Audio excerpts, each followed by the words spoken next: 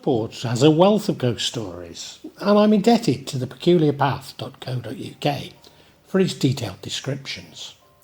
As a result of so many stories, I've split the vlog between Stockport Town Centre and Stockport Borough, west and east, including Bramall Hall, Cheadle, Cheadle Heath, Gatley, Bredbury, Goyt Valley, Lyme Park, Heaton Norris, Marple, Reddish and Romley. This second vlog looks at Stockport Borough, and in particular those areas to the west of the town centre, broadly speaking. So the likes of Cheadle and Gatley. Hill Green House is not actually in Hill Green, but right on the border with Mossnook. Located today on Irving Drive, that stretch was formerly part of the old Style Road. It has a reputation locally for being haunted. Bramall Hall is a manor in Bramall, built in 1300 for the Davenport family. Grade 1 listed, its timbers and turrets awed nobles. It's now a museum. Bramall Hall stood as Stockport Fields fled Manchester's trade. Its lords feasting while looms hummed nearby. Rebuilt in 1600s, its jewels and debts, swords scarred its beams.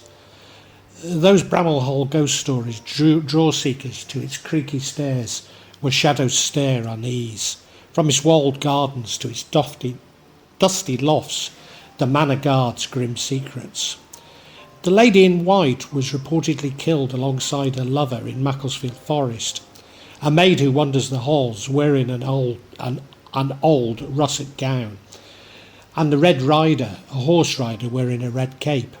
He's said to be the ghost of a mysterious visitor to the hall who killed the owner, William Davenport, in 1630s and has appeared every year since. One tale spins on the Baron's oath, a 1500s heir slain in a feud, his vow unkept. His boots stump the gallery, and a grim figure glares, guests smell wax burn. And a grim figure glares, guests smell waxes burn. Another tells of Lady Vale, a 1700s bride lost to grief. Her sobs echo in the chapel, and a white form drifts curtains swiftly by. Bramall Hall's portraits and nooks hide a spectral heart. Its banquet hall set for feasts feels cold as dusk goblets rattle alone.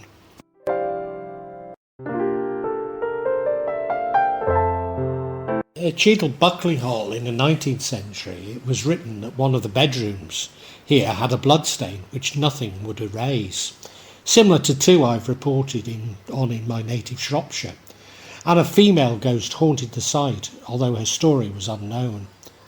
Cheadle in Fields near Adswood's Hall in the 19th century, Foden was murdered, returning from the church. Her ghost reported to appear to young boys who were mushroom picking or playing in the fields. Sitting eerily in Cheadle, Barnes Hospital is more than just an abandoned Victorian-era structure. Designed in striking Gothic style, the hospital's red brick towers and arched windows once symbolised hope and healing. During the initial building phase of the hospital, pieces of three Celtic Christian high crosses were found, meaning an ancient church was nearby and presumably a graveyard. But what is it about Barnes Hospital that attracts so many paranormal stories? Is it merely the decaying walls and empty corridors playing tricks on the mind? Or is there something truly supernatural lurking within? Built as a convalescent home for the Manchester Royal Infirmary, Barnes Hospital provided care for the sick and wounded for over a century.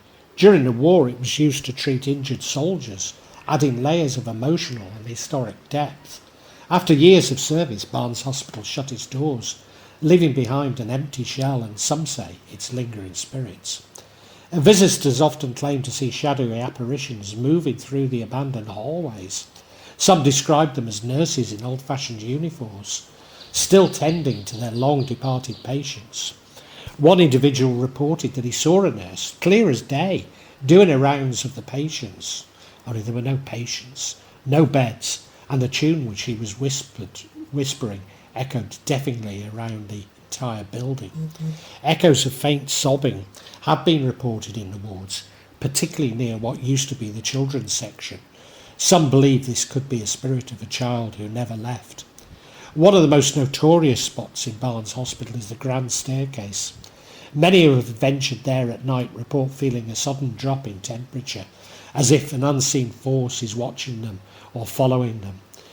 Disembodied voices, strange whispers, and the distant sound of hospital equipment keeping these eerie sounds have been captured by paranormal investigators who claim that the spirits of Barnes Hospital are trying to communicate. More recently, before the building was developed, watchmen were hired to ensure the building was protected.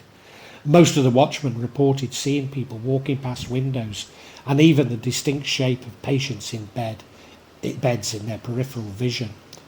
Cheadle, the Malt Shovel public house.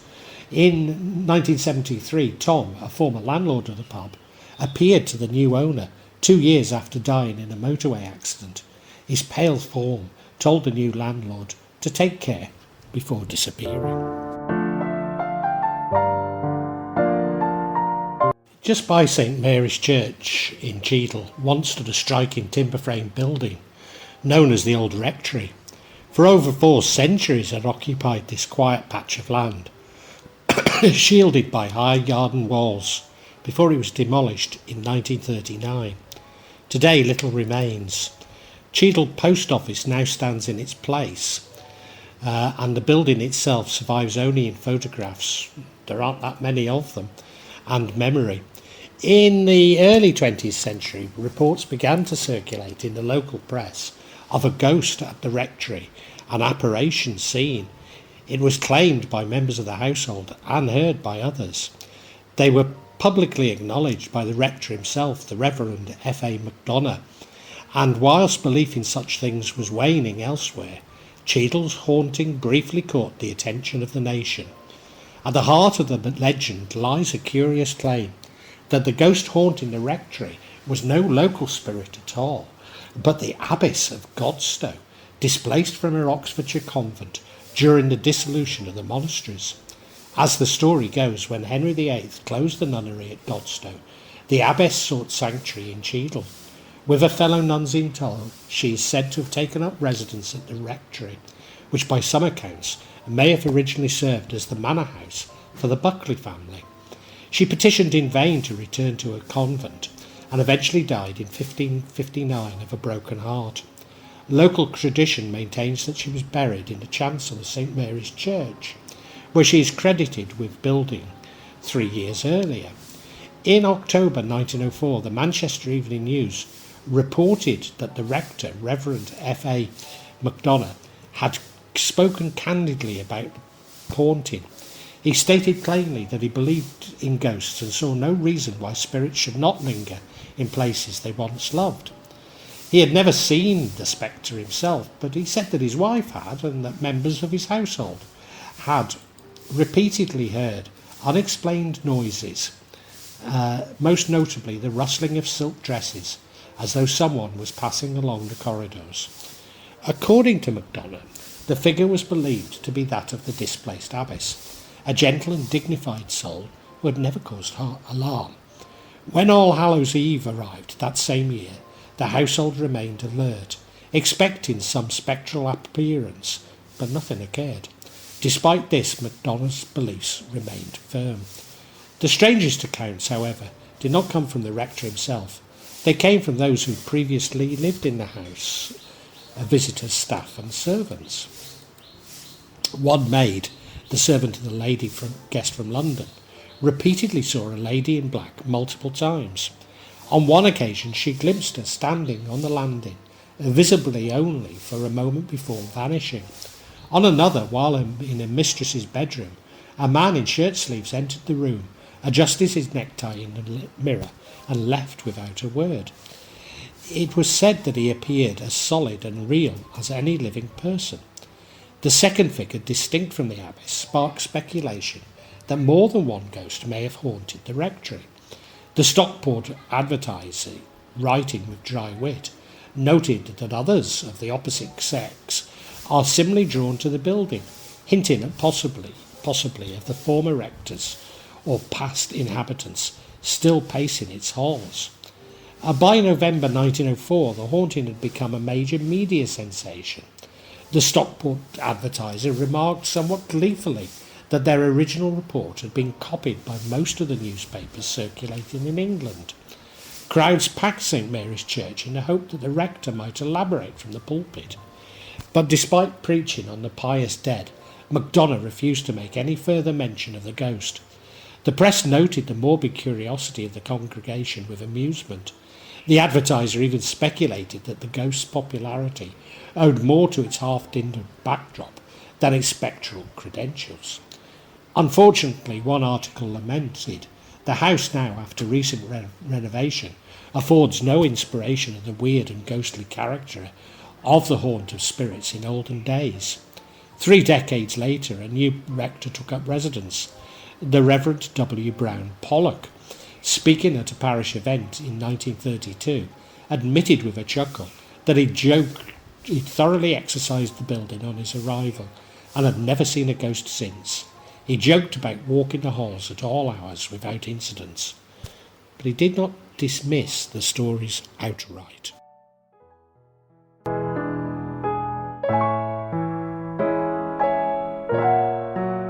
In the 19th century, a ghost known as the Gatley Shouter was said to haunt the Gatley Cars, a swampy morass near the river in the parishes of Stockport, Northern, now Northenden, and Didsbury in Cheshire, now Greater Manchester. I'll always remember Gatley. Around 1981, a group of my friends from Shrewsbury decided to move to Manchester and convinced the landlord of a luxury flat in Gatley to rent it to them. Unfortunately, I was the only one with a regular income, and my reluctance to join them brought an end to the venture.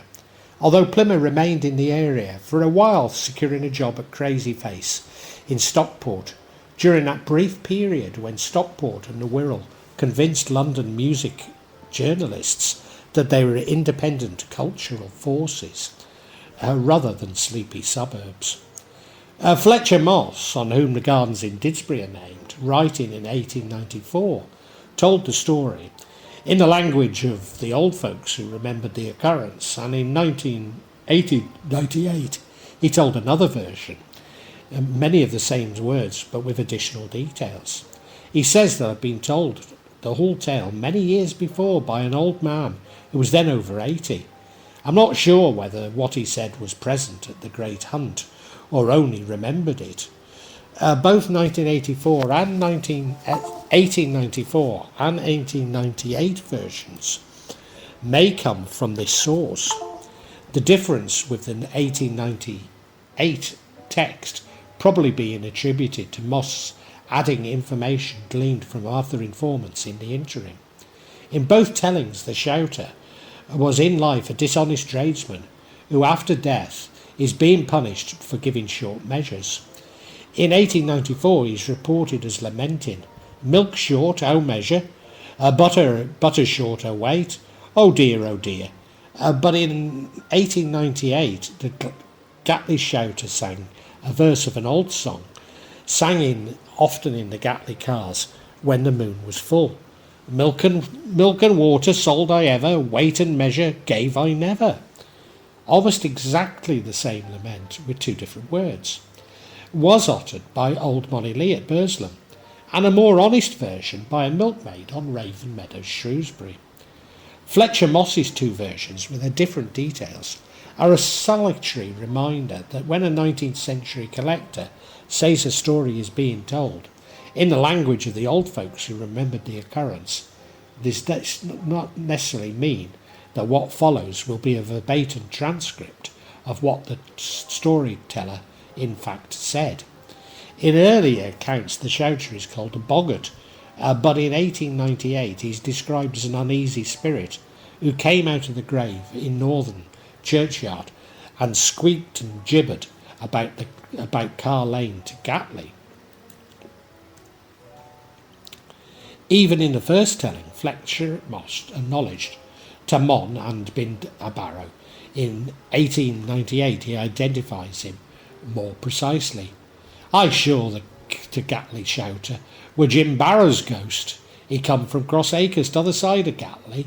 Them Gatley folk were allus as gallus, which means mischievous lot. How Jim were disparate fond of brass, and he stuck to him, and wow he could lay odd on.